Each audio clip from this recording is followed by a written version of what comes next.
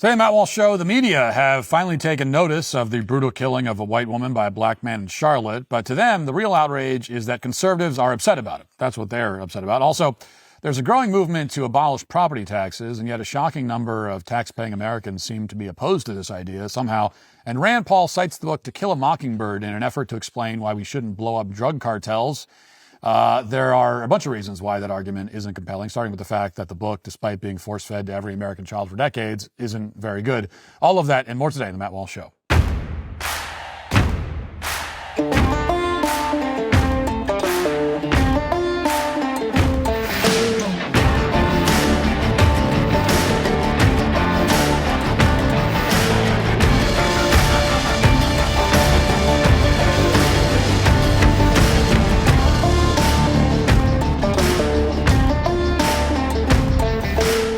I was shocked to learn that the liver is actually the second largest organ in your body and handles over 500 different functions, yet we barely think about it. Here's the thing, though. Over 30% of Americans have a sluggish liver, and most of us don't even know about any of that until it's too late. That's why I'm excited to tell you about Dose for Your Liver. This isn't just another supplement. It's a science-backed formula that was specifically created to cleanse your liver of unwanted elements while supporting digestion and keeping your body's natural filter running smoothly. What really impressed me were the clinical results. In a double-blind, placebo-controlled study, Dose for Your Liver actually lowered liver enzyme levels by 50% in over 86% of participants. And get this, one shot is equivalent to 17 shots of turmeric juice. When you stick with Dose over time, you can experience some incredible benefits: more energy, better digestion, reduced bloating, healthier liver enzyme levels, less brain fog, and even better sleep. Plus, it's gluten-free, dairy-free, sugar-free, and vegan. Save 25% on your first month of subscription by going to dosedaily.co/Walsh or entering Walsh at checkout. That's dosedaily.co/Walsh for 25% off your first month subscription. Yesterday, we talked at great length about the horrific killing of Irina Zarutska, the 23-year-old Ukrainian refugee who was savagely stabbed to death on a train in Charlotte by DeCarlos Brown, an evil, psychotic, criminal barbarian with a lengthy rap sheet. Now, to review, if you're not familiar yet, Irina was on her way home from a shift at the pizza place where she worked. She boarded the light rail car and sat down in front of Brown without a single word exchanged between them. A few minutes into the ride, Brown pulled out a knife, stood up, and began butchering Irina to death without warning. And then he proceeded to walk around the train, leaving a trail of blood behind him. Nobody attempted to intervene at any point. We now know that Brown has been arrested 14 times, or had been arrested 14 times before this awful crime was committed. So this is his 15th arrest. The criminal justice system, which has no interest in dispensing justice to criminals, which should be its one and only job, had 14 chances to get this creature off the street. They could have permanently removed him from society after the third arrest, or the fourth, or the seventh, or the 10th. But instead, they gave him 14 chances. Even after he committed armed robbery, after he committed assault, after he committed more than a dozen other crimes. The system simply churned him back out, waited for him to get arrested again, and then churned him out again like some kind of demonic merry-go-round ride. This is a huge national story. A young woman lost her life in one of the most heinous ways imaginable. It is everything that George Floyd was purported to be, but never actually was. Floyd's death never really mattered that much. He was a violent career criminal who contributed nothing of value to society, and then he overdosed. Irina, on the other hand, is an actual innocent victim of brutal interracial violence. Her death is a major scandal. It is the direct result of deep and widespread systemic failure and corruption. She should have the murals and the streets named after her.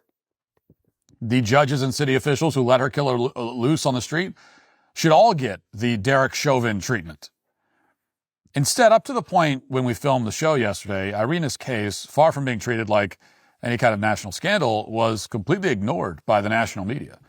None of the major media outlets had said a word about it. CNN, MSNBC hadn't spent even 30 seconds of airtime reporting on it. The New York Times, Washington Post hadn't dedicated 5 sentences of coverage to it. It was a total media blackout, made all the more infuriating by how utterly, disgustingly predictable it was. But these days, of course, the media, well, they don't lead the conversation as much as they wish they could and as much as they used to. The conversation happens without them until they're forced to chime in for fear of being reduced to even greater irrelevance.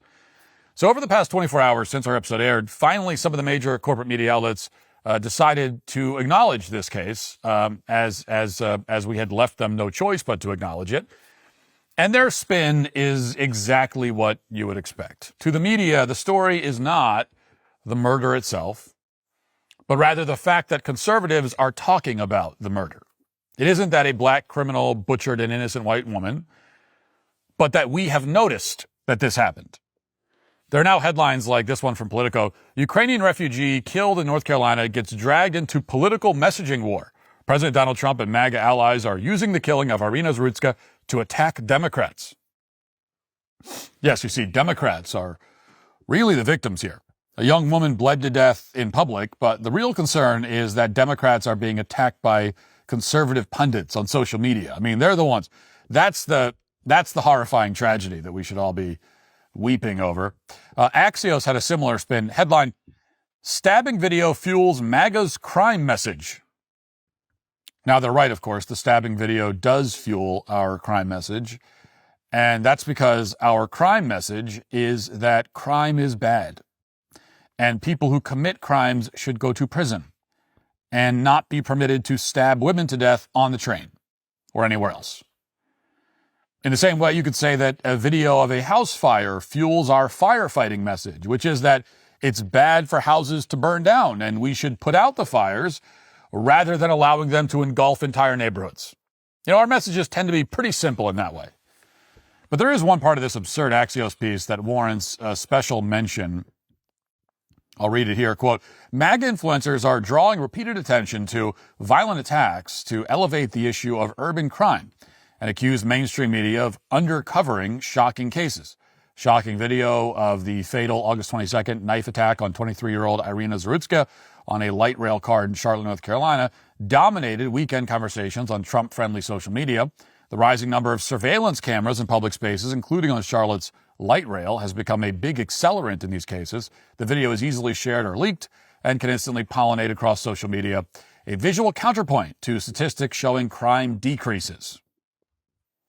Well, that's correct. As we've covered extensively on this show, crime stats can be manipulated in many ways. I mean, you can show decreases in violent crime simply by not reporting the crime or not charging the criminals. If a city decides to pretend that vast categories of crime aren't crimes anymore, or to pretend they're not happening, then crime statistically will go down. It's not hard to make a city safer on the stat sheet, but making it safer on the light rail car, however, is a different matter. You know, a city can be safe on a sheet of paper, but not safe on the street or the sidewalk or at the gas station or on public transportation and so on. The videos break through the false narratives and the juked crime stats by showing us what's actually happening. I mean, it's one thing to hear that a city has X number of murders. It's another thing to see what that means, to see how these murders are happening and where they're happening and who they're happening to and who they're being committed by. And that's why all these security cameras and police body cams are becoming a major problem on the left, especially because of that last point, who the crimes are being committed by. Don't be surprised when there's a major push to get rid of the cameras, all these security cameras and everything in the name of privacy. I mean, as we've talked about many times, we've already seen the beginnings of this process with police body cams. The left-wing race hustlers demanded the body cams, and the body cams proceeded to annihilate all of their narratives about police brutality. And now they're not so hot on body cams anymore. A similar thing will happen and is already happening, or rather beginning to happen anyway, with security cameras. Here's a story on that note out of Canada. Watch this. A Hamilton man has been ordered by the city to take down the security cameras on the outside of his home, even though he says a lot of the videos have been used to help with police investigations. Sean Cowan has more. There, I have one on the other side. I have one there. I have one there. One there, one there. Dan Miles says he has 10 security cameras outside his home on McNabb Street North, downtown Hamilton.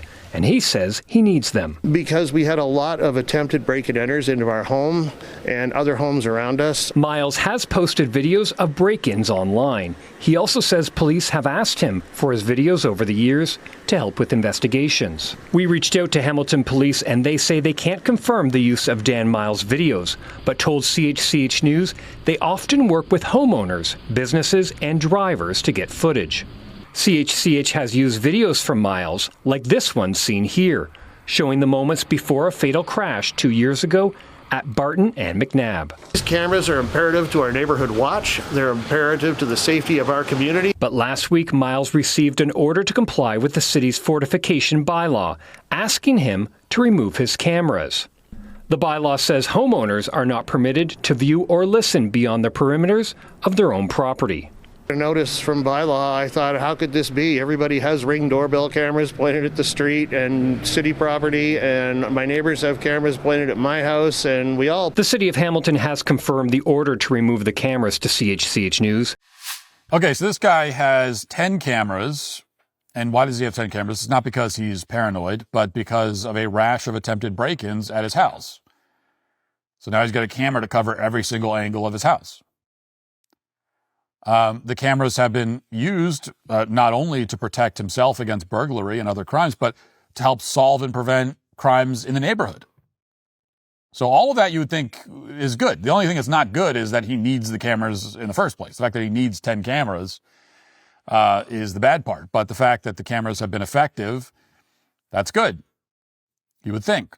Well, now his local city school marm bureaucratic tyrants are telling him to take the cameras down because of privacy concerns.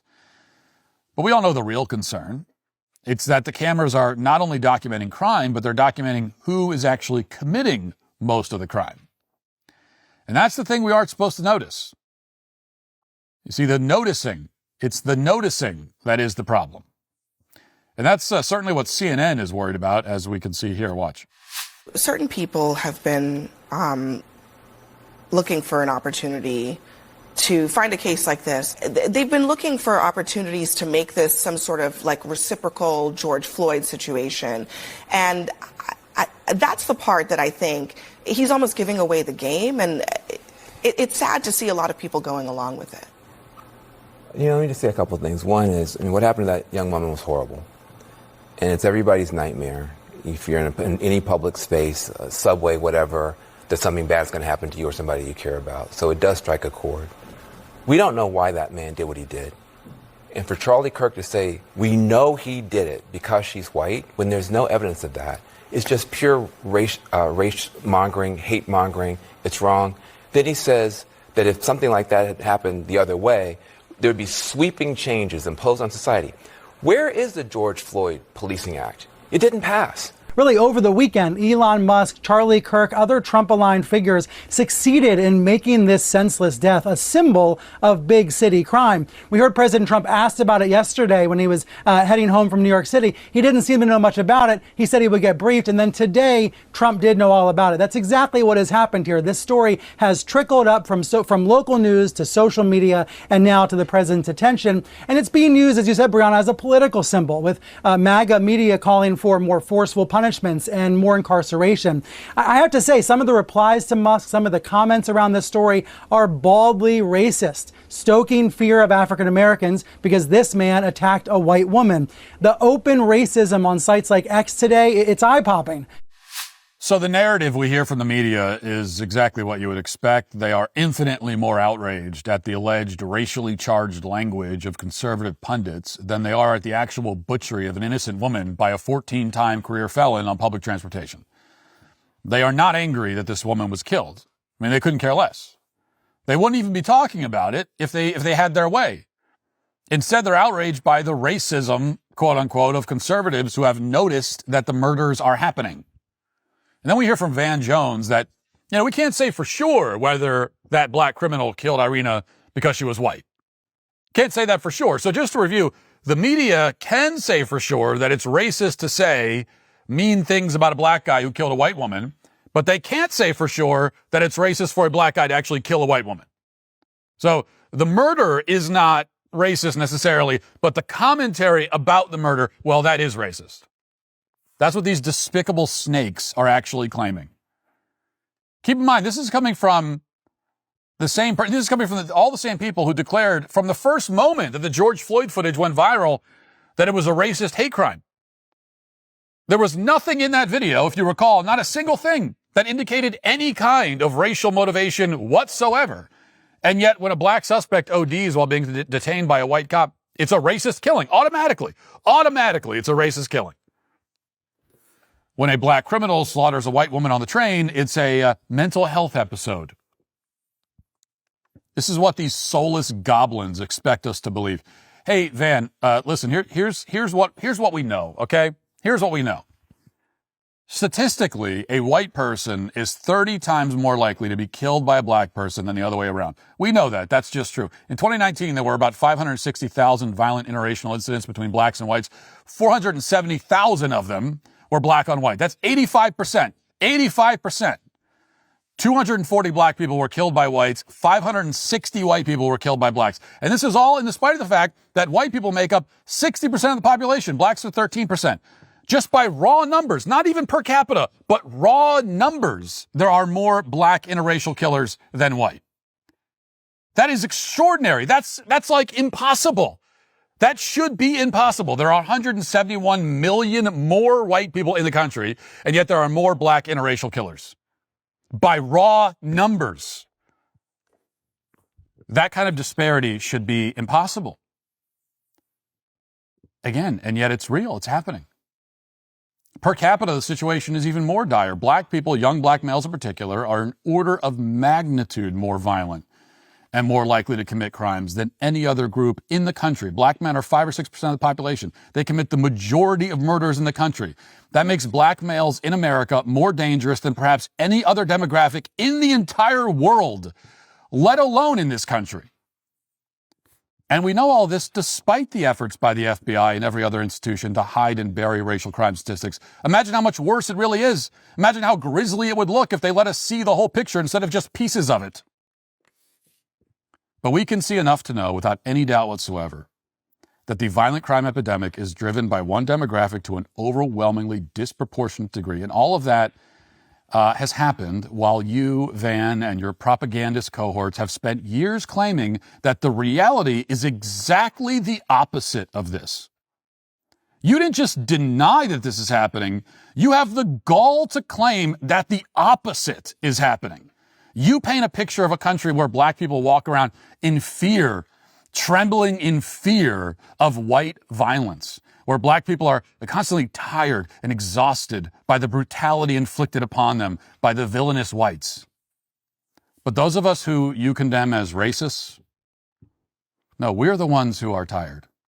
We are tired of not being able to walk down the streets in our own cities. We are tired of losing good, productive citizens at the hands of violent degenerates who contribute nothing of value to society whatsoever. We are tired of the total lack of accountability and responsibility.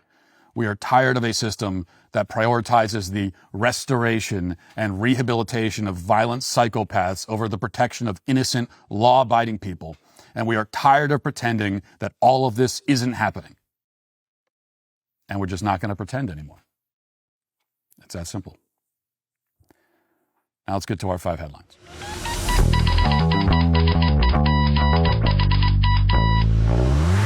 Grand Canyon University, a private Christian university in beautiful Phoenix, Arizona, believes that we are endowed by our Creator with certain unalienable rights to life, liberty, and the pursuit of happiness. GCU believes in equal opportunity, that the American dream starts with purpose. GCU equips you to serve others in ways that promote human flourishing and create a ripple effect of transformation for generations to come. By honoring your career calling, you impact your family, your friends, and your community. Change the world for good by putting others before yourself to glorify God. Whether your pursuit involves a bachelor's, master's, or doctoral degree, GCU's online, on-campus, and hybrid learning environments are designed to help you achieve your unique academic, personal, and professional goals. With over 340 academic programs as of September 2024, GCU meets you where you are and provides a path to help you fulfill your dreams. The pursuits of others is yours. Let it flourish. Find your purpose at Grand Canyon University. Private, Christian, affordable. Visit gcu.edu. Did you know that all chips and fries used to be cooked in tallow up until the 1990s when big corporations switched to cheap processed seed oils that cause inflammation? So NASA decided to actually do something about the garbage that passes for tortilla chips these days. They ditched all the seed oils and went back to just 3 ingredients: organic nixtamalized corn. I don't know what that means, but I'm sure it's good. Sea salt and 100% grass-fed beef tallow. And here's the kicker. They don't taste like some sad health food compromise. These chips are crunchier, tastier, and sturdier enough that they won't snap in half when you dip them. Plus, unlike regular chips that leave you feeling bloated and sluggish, masa actually makes you feel satisfied and energetic. The beef tallow makes them way more filling, too, so you're not mindlessly demolishing the entire bag and still feeling hungry. I'm always on the go with the kids, so I need snacks that actually fuel me instead of leaving me feeling worse. Masa chips keep me satisfied whether I'm packing lunches or need something quick after a busy day, and they don't crumble all over my car either. That's another bonus. Masa chips is beloved by tens of thousands of customers and has been endorsed by industry-leading experts and nutrition experts as well. Ready to give Masa a try? You should. They're delicious. Go to masachips.com/Walsh and use code Walsh for 25% off your first order. That's masachips.com/Walsh, code Walsh for 25% off your first order. Well, there's a growing movement, the media tells us anyway, against property taxes. And CNN reports with real estate prices climbing and household budgets under strain, a once fringe push to eliminate property taxes is drawing new energy and the backing of high-profile conservative figures. Republican firebrand Representative Marjorie Taylor Greene of Georgia recently argued for making it a national priority. Billionaire Elon Musk has likened property taxes to a de facto lease from the government that should be abolished. And in Florida, Governor Ron DeSantis, a once and possible future presidential contender, has vowed to move his state in that direction. DeSantis said, if you own your home, to truly own it, you have to own it free and clear of the government. For decades, property taxes have underwritten the basic functions of local governments: schools, parks, roads, police, fire departments, trash collection. But as home values have surged, tax bills have ballooned in tandem, fueling what David Schleicher, a Yale professor of local government, described as a property tax revolt shaking cities and states alike. Schleicher said, there's a really big trend that's below the radar because it doesn't involve President Trump, but it doesn't need fireworks to announce itself. It's already changing our relationship with government and how schools work and property markets. The frustration is cutting across partisan lines.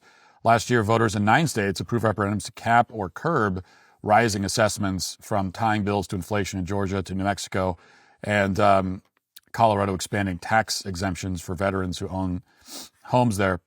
So Florida's considering abolishing property taxes. A few other states have had proposals like this discussed. I'm not sure if it's mentioned in the article, but Wyoming, North Dakota, I think, have had proposals like this.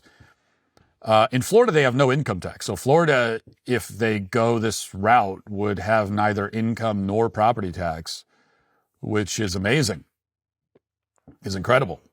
If not for the climate, if not for the fact that it's just disgustingly humid and hot year round, you'd almost want to live there. That's the one thing that Florida doesn't have going for it. And to me, it's a deal breaker. But that would be amazing. And before we get into property taxes specifically, and I know maybe I don't talk about tax policy very often on this show, and I think that it feels very boring, even as I say it. When I just saying the word, let's talk about property taxes. I almost am boring myself. But it is extremely important, obviously. And we should all be able to agree, before we get into the discussion about whether property tax should be abolished, we should be able to agree, that taxing both property and income is obscene, just egregious. And yet, that's the case in like 40 or 41 states in the union. Now, if you want to make the argument, well, we can't abolish both, if you want to make the argument that, no, well, Florida can't do that because they don't have an income tax either, I don't agree with that argument, and I'll explain why in a second. But that's one thing. It's another thing to be in favor of both of these kinds of taxes. I mean, there are only 8 or 9 states that have no income tax. Florida is one of them. Tennessee has no income tax. New Hampshire, 5 or 6 others. Right now, all states have property taxes. So in the vast majority of states, they tax you on your income and your property. And they have sales tax.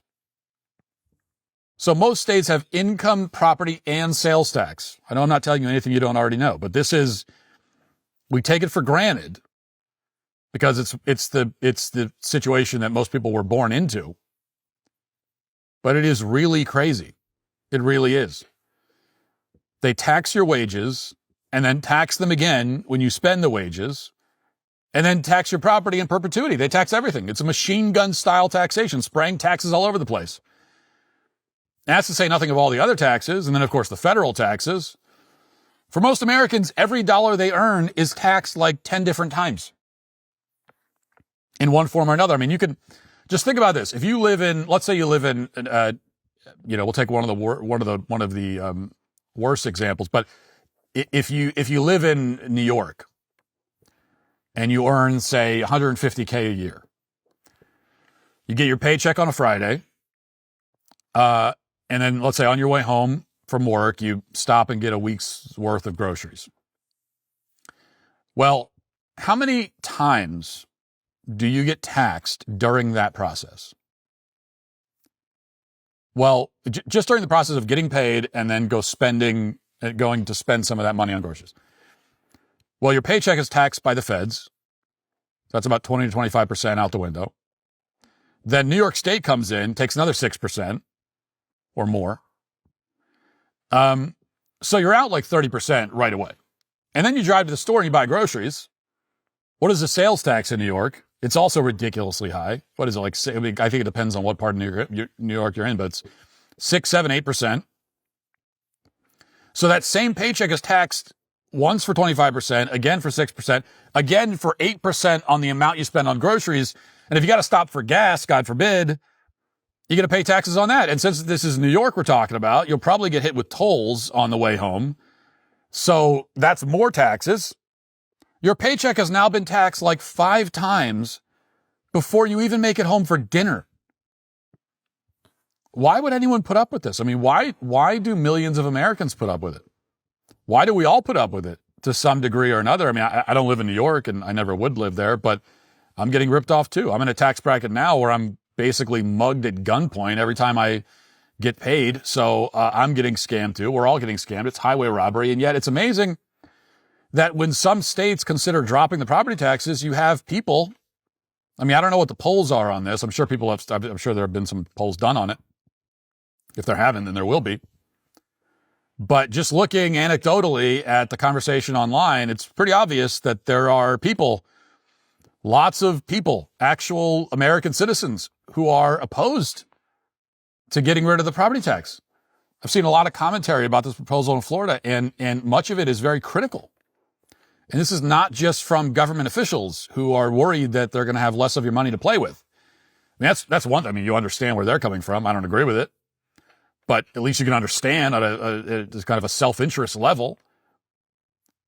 But I have actual American citizens who are like, no, I want you to don't keep taxing. Take more of my money, please. Now, yeah, I'm fully aware that a number of the people who are saying this, it's on property tax. You have people that don't own property. You have people that are all in favor of the income tax and they don't really pay an income tax. They don't have an income. They're on entitlement. So that explains some of it. Also, I realize that. But even so, it's like Stockholm syndrome.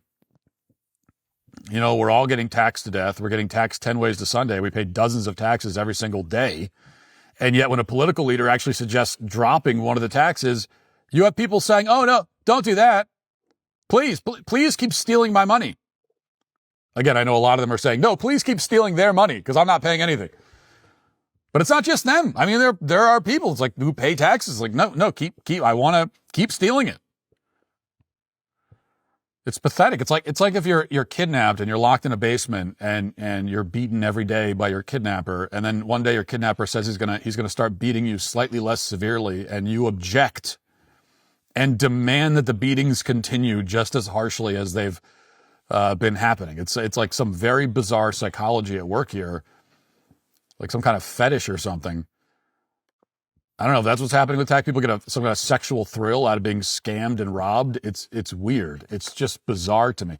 Property taxes are, in particular, arguably the most egregious of all taxes. It kind of, if I'm It kind of amazes me that there's anyone who is not in favor of abolishing property taxes. That's the kind of idea that the moment a politician suggested, how is there not 100% agreement? Yes, absolutely. Please stop doing this to us. How is there not 100% agreement? What is wrong with all these people? The property tax is arguably even worse than the income tax, which is itself an abomination from the depths of hell. But the property tax is even worse. To tax property, not just tax it once at the point of purchase, but to tax it in perpetuity, forever, every day, always, forever, that's just pure tyranny. And it means that you never own your property. It's never yours. Nothing is yours. That's what it means. I was talking to my wife recently about, let's come up with a 5-year plan to pay off our mortgage. And I want to pay it off so we really own our property, because while you have a mortgage, it's like you don't really own your property yet. The bank owns it. But then, of course, I remember, but even if I pay off the mortgage, I still don't own it. Even then, I have to pay a substantial fee every year to the government. Not to the mortgage company, but to the government, for the right to continue living on my own land, in my own home. I have to, property tax, you are paying rent to the government for the right to live in your own home, on your own land. Does that make sense? Doesn't make sense to me. These are what, we would call, what we should call, existence taxes. Property taxes and income taxes are existence taxes. You are taxed for existing, because owning property and earning a living are basic elements of existing for most people, or at least they should be. The government is taxing you for simply existing, and then also taxing you when you stop existing. You get taxed for existing and for ceasing to exist.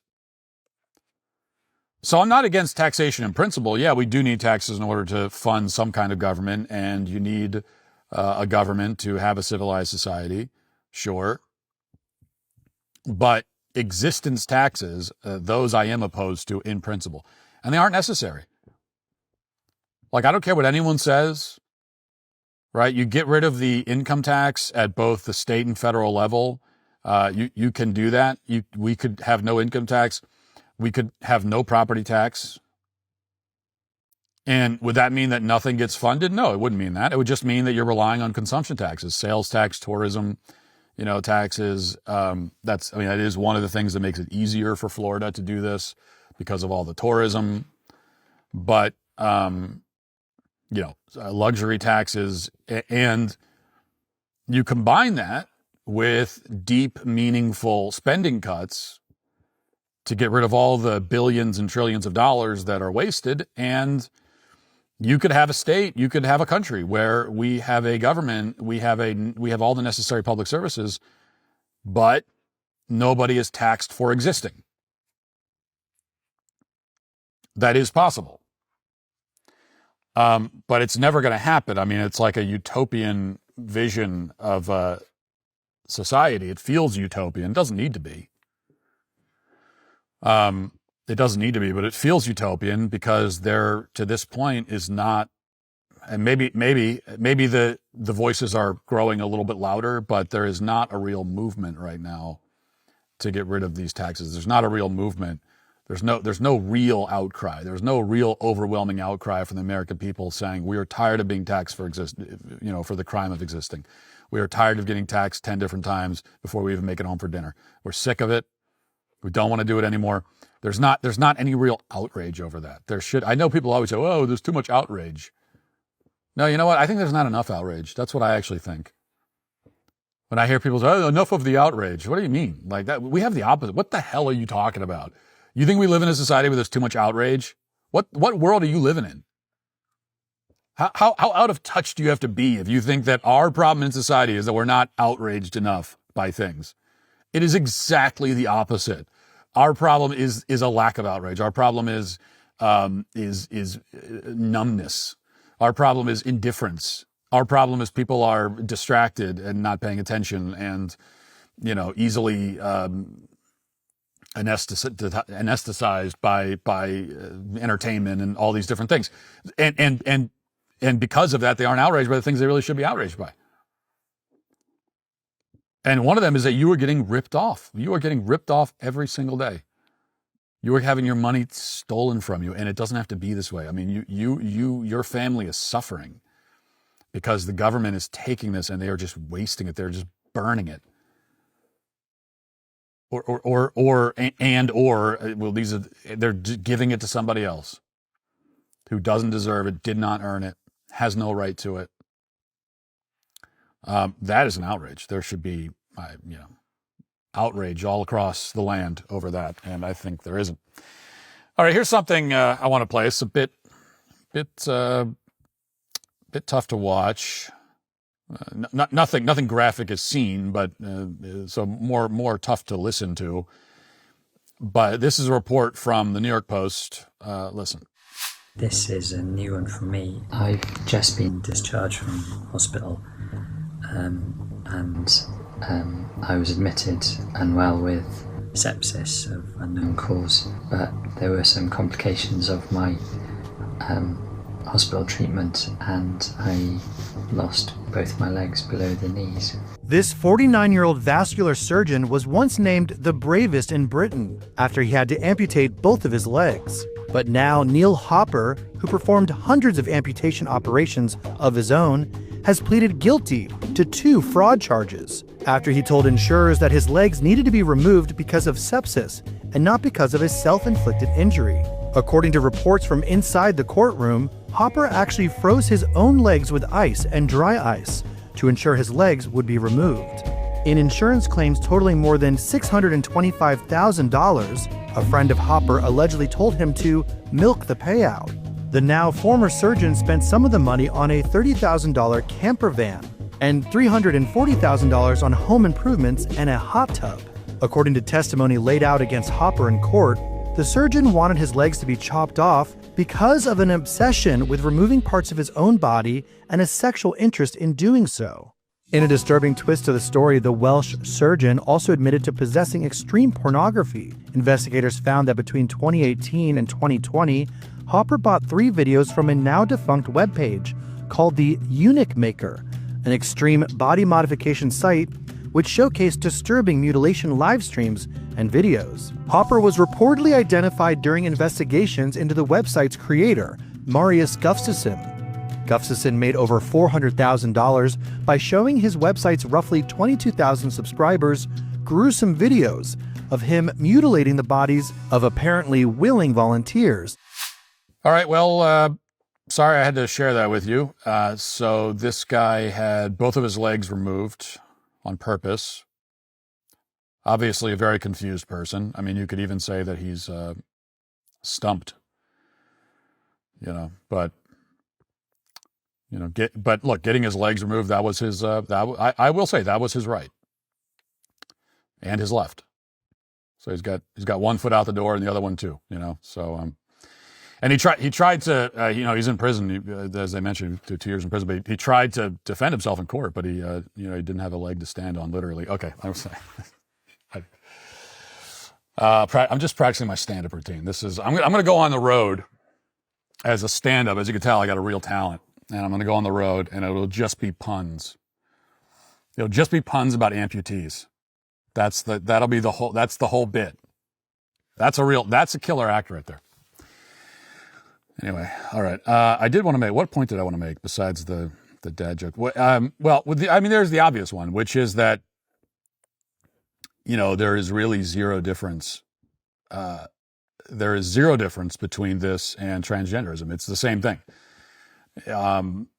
Except that we put people in jail for this, and we condemn them. We condemn this behavior. There is no one saying that we should normalize it or affirm it, certainly, or take it seriously. But it's the same thing. It's a very small minority of people who feel like they're in the wrong body, who feel like they'll be made whole, they'll be made complete through extreme body modification, and who in many cases get a sexual thrill out of it. Same idea, same concept. It's body dysmorphia. I mean, that's what it is. It belongs in the same bucket. It's the same psychiatric category. It is the same disorder, just manifested in a slightly different way. In fact, the only difference really is that the case I just played for you, this is less extreme. That's the only difference. The cutting off your legs to become an amputee is less extreme and by comparison healthier. So when people see this, they'll say, oh, slippery slope. First we normalized transgenderism, and now we have this crazier thing that came along. No, actually, no. By all rights, if we were on a slippery slope, it should have been this was normalized first, and then you get to transgenderism. I mean, this is still very extreme and very unhealthy, obviously, but by comparison, less so. Why is that? Well, for the pretty self-evident reason that a man who wishes to become legless can actually be legless. He goes through the body modification, and now he actually is the thing that he wanted to be. The illness, the delusion, is in the fact that he wanted it, right? It's in the fact that he desired it. The problem is that he desired to be this thing, but he can actually be it.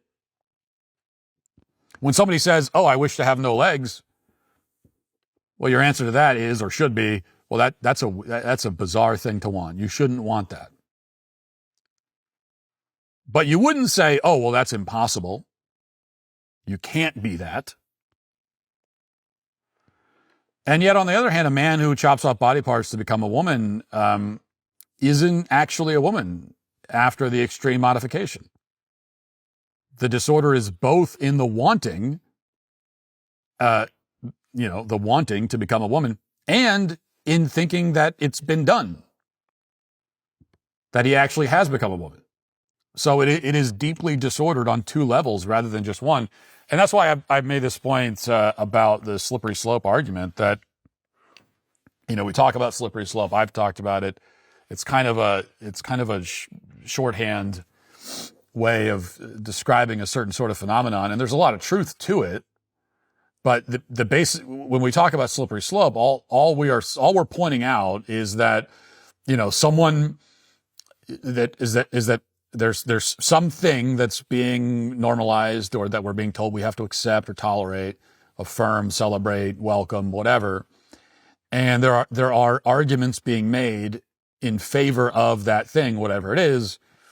And when we make the slippery slope argument, all we're saying is that, well, okay, these arguments that you're making to defend, affirm, promote this thing, I could take those arguments intact. I could take them totally whole and use them to also argue for XYZ other thing. And these other things over here, you would even agree are bad. So you're making an argument in support of something that you like, but I could take that exact argument and change nothing and use it logically to defend this other thing over here that even you think is bad. And the point of that argument is if the argument is true, if it's valid, which it almost is when conservatives make it, what it proves is that either the thing that they are promoting, the thing that they're arguing for, is wrong, and or the arguments they're using are bad arguments. And in the case of the left, it's both. They're using bad arguments and to promote a bad thing. Or maybe it's not even a bad guy. It's more like the thing they're arguing for is bad. The argument that they're using is the best one available, but it's terrible because it's arguing for a terrible thing.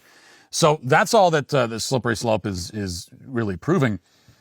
What it doesn't necessarily mean is that the next thing in line will be worse, because what we haven't, the slippery slope brings to mind this idea that, okay, well, we'll start with one kind of bad thing, and then because that's been normalized, we'll go to another thing that's a little bit worse, and then another thing that's a little bit worse than that, and another thing is a little bit worse than that, until we get all the way down the bottom of the slippery slope, and it's just total anarchy and chaos and depravity. But what we find is that it doesn't usually work in that kind of really neat linear way. That, and this is what the left does, is they go for the most extreme version of the thing, whatever it is. They're going to go for the most extreme version of it, and they're going to try to get you on board to accept the most extreme version of it. And then all that other stuff just comes in the bargain. It's not like that's coming next. That's all part of it. That automatically, they're sort of skipping ahead, right? We've talked about this with gay marriage, for example. When people say that, oh, slippery slope, that we accept gay marriage, next thing you know, it's going to be polygamy. Well, polygamy is not nearly as bad as gay marriage. Polygamy is a much less extreme thing. In fact, polygamy there's a lot of historical precedent to polygamy. Polygamy historically, it made a certain kind of sense. You had to populate the earth, populating society, populating civilization, and this was one way to do it. So it's in accordance with nature in that it's productive, it's reproductive, procreative. So it's still wrong, but it's not nearly as disordered or wrong as gay marriage. So they went, when it comes to marriage, when it comes to messing with the definition of marriage, they went for the most extreme version of that, which is two men getting quote unquote married. And all the other stuff is just, you kind of circle back and cover that later. If you're still stressed about back taxes, maybe you missed the April deadline or your books are a mess, don't wait any longer than you already have. The IRS is cracking down. Penalties add up fast, 5% per month, up to 25% just for not filing. But there is help. Tax Network USA can take the burden off of your shoulders and stop the spiral before it gets worse. They've helped thousands of Americans, whether you're an employee, a small business owner, or haven't filed in years. Messy books, no problem. They've seen it all, and they know exactly how to clean it up. With direct access to powerful IRS programs and expert negotiators on your side, Tax Network USA knows how to win. You'll get a free consultation, and if you qualify, they may even be able to reduce or eliminate what you owe. More importantly, they help protect you from wage garnishments or bank levies. So don't wait for the next IRS letter. Call 800-958-1000 or visit tnusa.com/Walsh to talk to a real tax expert at Tax Network USA. Take the pressure off. Let Tax Network USA handle your tax issues. Whatever plans you have for tomorrow night, well, I need you to cancel them because we need you here with all of us to celebrate a decade of the Daily Wire with the live premiere episode of our new show, Friendly Fire, at 7 p.m. Eastern Time. We're not gathering to tell stories of the past. This is not a nostalgia hour. Instead, we're giving you a first look at what's coming next. New series, new projects, huge announcements, surprises that we've been holding back until now. This is the start of our next decade, and you don't want to miss a single moment. It's the live debut episode of Friendly Fire. All of us will be together to do what friends do, argue, debate, probably smoke a Mayflower cigar or two, or maybe not. Watch live tomorrow at 7 p.m. Eastern at dailywire.com and on the Daily Wire app. Now let's get to our daily cancellation.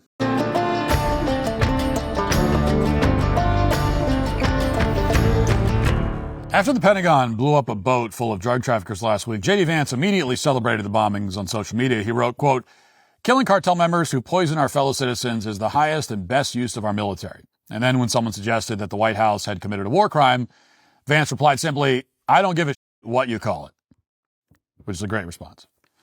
As you can imagine, there were quite a few replies to J.D. Vance's post. The vast majority were positive. People are tired of seeing overdoses in their families and their communities. They recognize that foreign drug traffickers operating in international waters aren't entitled to any due process under our Constitution. But not everybody was thrilled with Vance's reply. In particular, a fellow member of the Republican Party, Senator Rand Paul of Kentucky, unloaded on J.D. Vance. And there's a specific portion of his reply that needs to be discussed at some length. Here's what Rand Paul wrote, quote, "J.D., don't give a Vance says killing people he accuses of a crime is the highest and best use of the military.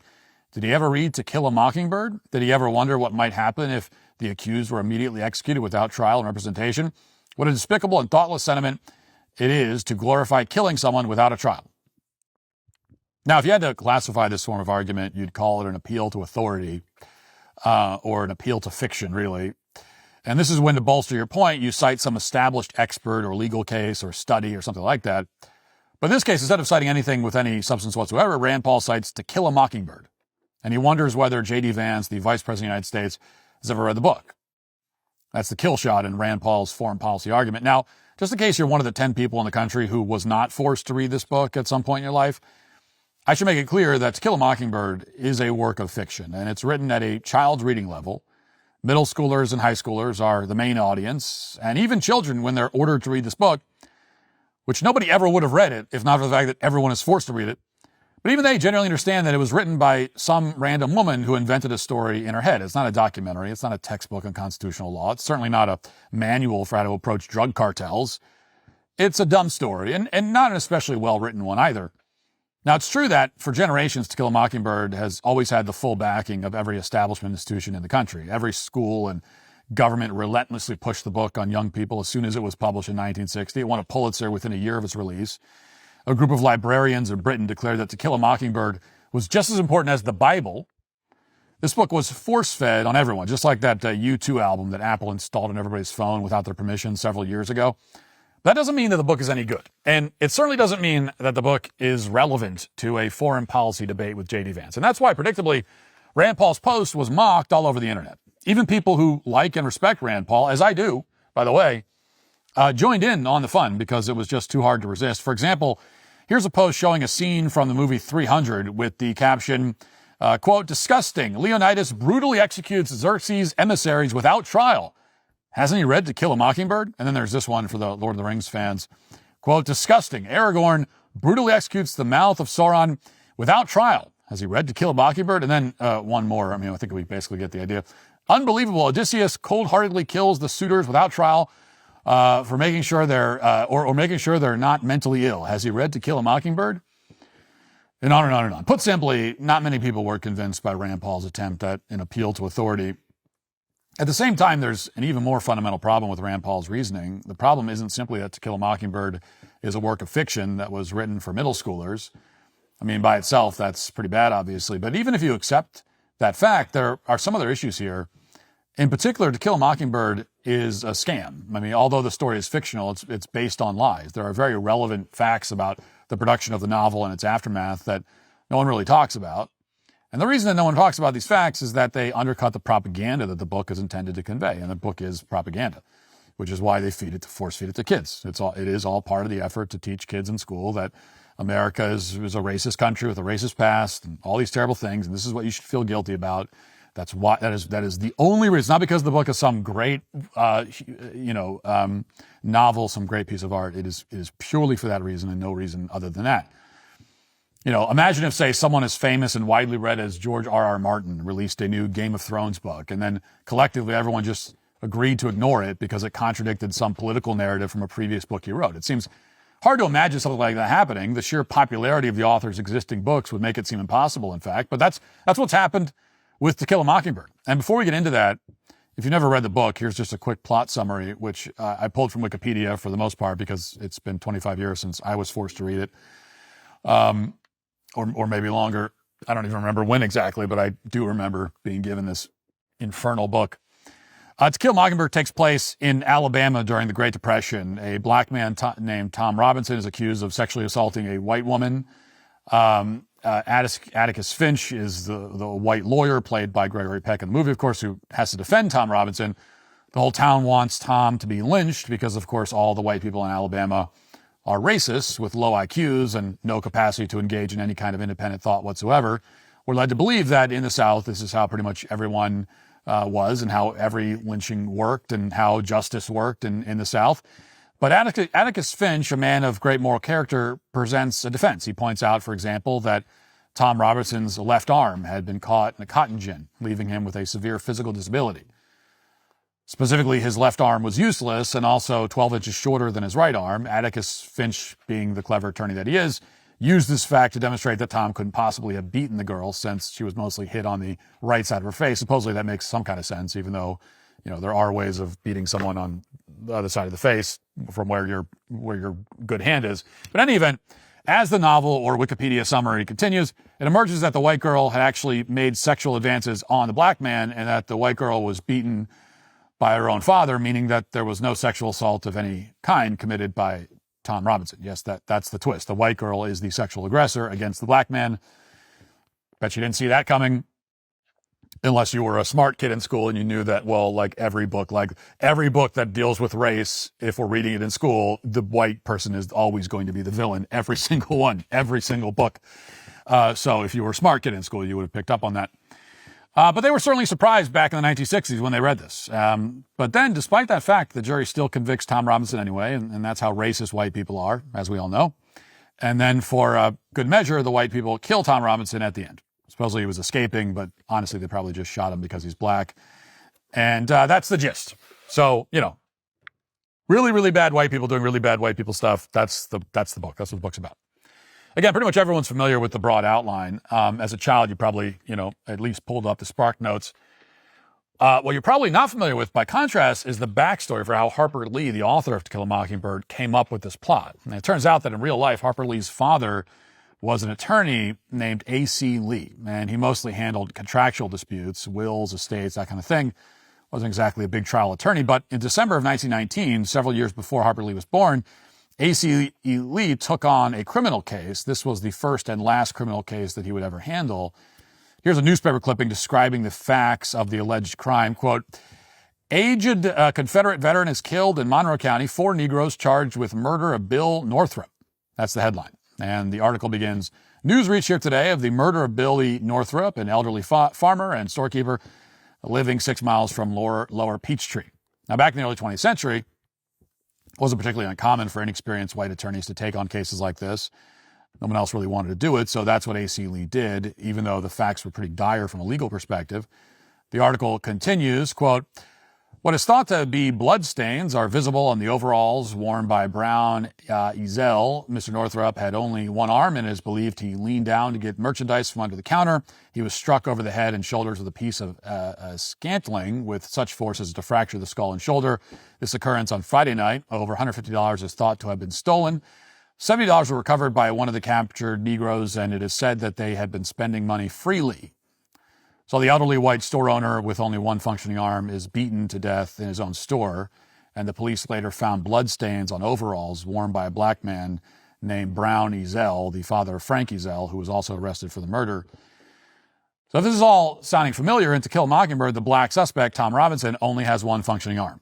That's a key piece of evidence that's supposed to convince the audience that he's a really sympathetic and innocent figure in the case. But in real life, the black suspects brutally murdered a white guy who had only one functioning arm. So in other words, Harper Lee was inspired by true events, which, you know, you might have heard about that in school, except she was inspired to completely invert these true events and make it so that the sympathetic person with one functioning arm wasn't the white victim who was murdered, but instead was the black suspect.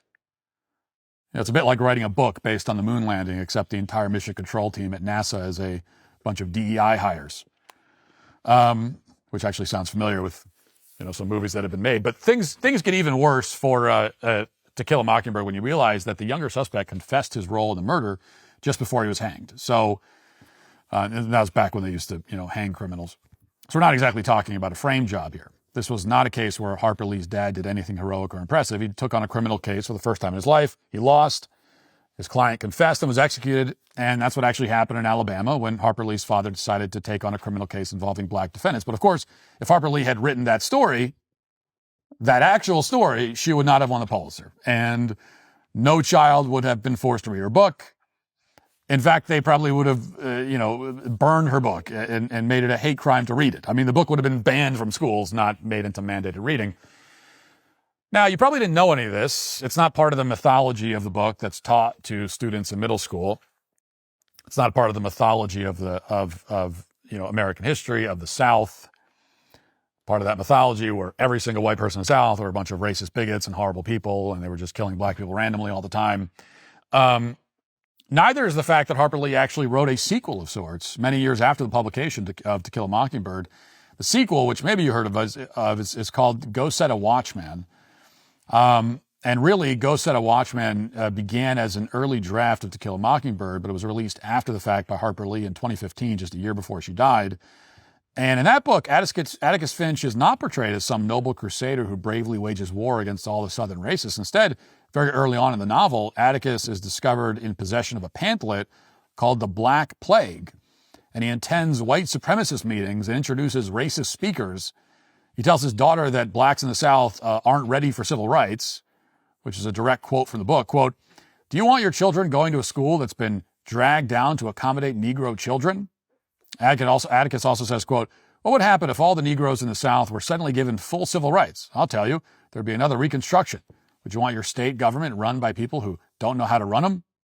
Negroes down here are still in their childhood as a people. They've made terrific progress in adapting themselves to white ways, but they're far from it yet." And it goes on from there. Quote, "All the Democratic Party has to do with Jefferson these days is put his picture up at banquets. Jefferson believed full citizenship was a privilege to be earned by each man, that it was not something given lightly nor to be taken lightly. A man couldn't vote simply because he was a man in Jefferson's eyes. He had to be a responsible man. I'd like very much to be left alone to manage my own affairs in a live and let live economy. I'd like for my state to be left alone to keep house without advice from the NAACP, which knows next to nothing about its business and cares less." So this is not exactly Gregory Peck's version of Atticus Finch. This isn't the version you were forced to read in middle school. He's a guy who rages against the Supreme Court for outlawing segregation, hates the NAACP, and thinks the civil rights movement is a fraud. And then towards the end of the novel, when Atticus's daughter freaks out and says she wants to drive away from home, saying this isn't the same Atticus Finch that she thought she knew, her Uncle Jack slaps her across the face, and he tells her that she needs to start facing reality. Quote, "You have a tendency not to give anybody elbow room in your mind for their ideas, no matter how silly you think they are." That's the message of the sequel of To Kill a Mockingbird, which again is more like a first draft of that book. So to put it mildly, should be a pretty clear sign why no school assigns this book for children to read. It's also pretty clear why when Go Set a Watchman was released, various news outlets wrote articles about how terrible it was and how it never should have been published because it destroys Harper Lee's so-called legacy or whatever. Now, did you know about any of this? Was Rand Paul familiar with the backstory here? Probably not. And if we're being honest, that's probably the most interesting part of To Kill a Mockingbird. All historic context surrounding the book, from its origin story to its sequel, has been memory hold. Just read To Kill a Mockingbird, children are told. It contains important life lessons, supposedly. And then when some of those children go on to become U.S. senators, they repeat the mantra. When they're confronted with someone who doesn't believe in civil rights for foreign narco-terrorists who are not American citizens, the very first thing that comes to mind is not a rational argument. It's not a clever retort. Instead, they simply ask, as Rand Paul did, "Have you read To Kill a Mockingbird?" As if that should end the entire debate. The better question for people like Rand Paul is, have you read Go Set a Watchman? Or did you skip that particular children's book? And if so, please stop citing the prequel when the sequel is available. I mean, there's a whole backstory within the Harper Lee metaverse that you really need to explore immediately. It'll change your whole perspective, believe me. Give Rand Paul a copy of Go Set a Watchman. Who knows? He might start calling for nuclear bombs to be dropped on drug cartels overnight. As long as we're letting Harper Lee control our foreign policy from beyond the grave, I mean, anything's possible. Of course, for everyone else, people who prefer to address facts as they exist in the real world instead of children's literature from the 1960s, really neither book is worth reading, and none of this matters. In particular, To Kill a Mockingbird is not based in reality. It's not an accurate reflection of life in Alabama during the Great Depression. It's not even an accurate reflection of what Harper Lee's father experienced during the Great Depression.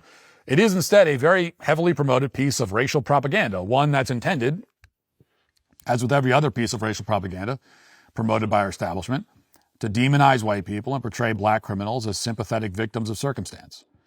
To Kill a Mockingbird is a poorly written book whose history has been sanitized relentlessly in order to continue promoting that narrative. And that is why To Kill a Mockingbird, a book that you've almost certainly been forced to read at one point in your life, is today, very belatedly, canceled. That'll do it for the show today. Thanks for watching. Thanks for listening. Talk to you tomorrow. Have a great day. Godspeed.